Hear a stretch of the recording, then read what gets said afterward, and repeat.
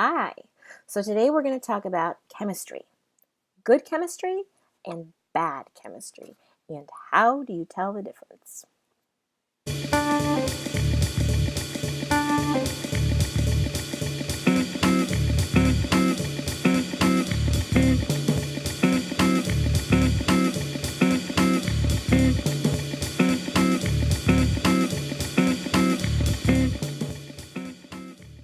Okay, so chemistry. Let's get right into it. We're going to talk about good chemistry and bad chemistry and how to tell the difference. So, sometimes, first let's talk about what chemistry is, right? Chemistry is that excitement and that thrill at the beginning of a relationship, and it's that connection, and it feels really magical, it feels really wonderful, and it's fantastic, and it's so energizing. And sometimes chemistry is the signal that something amazing is about to start in your life, something really incredible. And other times, chemistry is the subconscious recognition of your same wounds in another person. And that's a bummer, right? That is absolutely a bummer. So, how do you tell the difference between those things?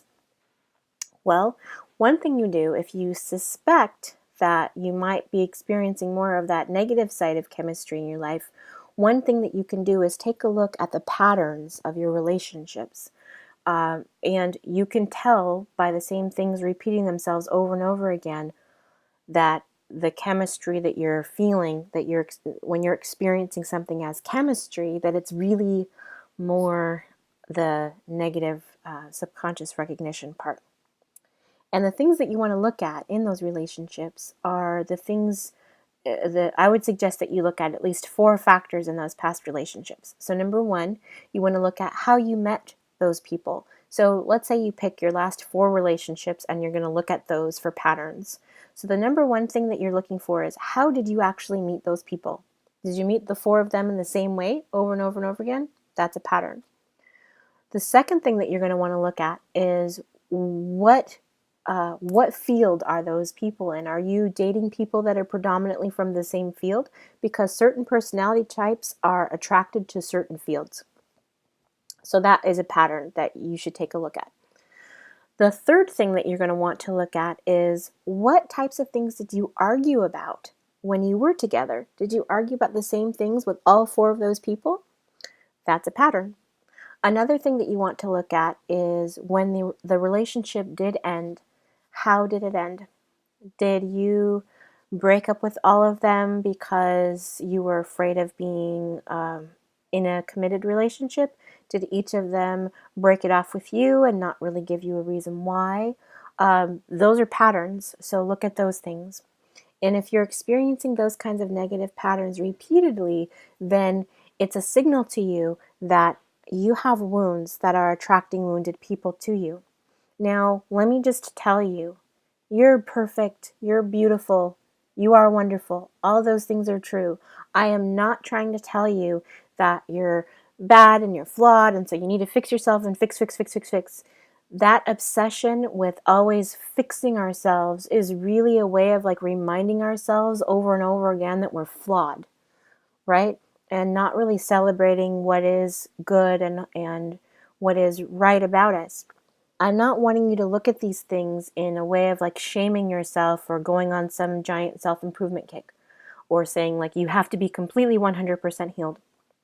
Because the truth is, nobody is completely 100% healed. Nobody is completely whole. A very wise counselor friend of mine once told me that all counselors are wounded healers.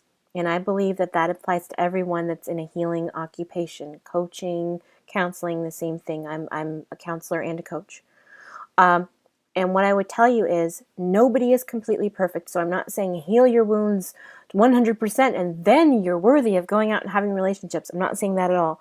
I'm saying that the first step to changing the quality of your relationships is to take responsibility for yourself and for your healing, so that you can be moving toward being in a state of grace and wholeness that you feel, that makes you feel good. And then you can attract people to you that are in that same kind of energy and in that same kind of mindset. So that's what you would need to do next. What I want you to do is, if you're in that negative type of chemistry, then I want you to do that exercise that I explained about the patterns, recognizing the patterns. So you're going to pick your last 4 relationships and you're going to look at them in 4 ways. You're going to look at how did you meet them, what field they're in, what you argued about in your relationship with them, and you're going to look at the last one is how did the relationship end, and look for those patterns. So I'm so excited to hear from you about what you discover. Please get back to me in the comments below and let me know what you discovered that your pattern is in your relationship. Is it something you were already aware of, or was it a surprise to you to discover it? In a future post, I'm going to talk about some more ways that you can be responsible for your healing, some more things that you can do that will be nourishing for you. And I'm so looking forward to connecting with you. So please definitely give me your comment below. Take care. Have a wonderful day.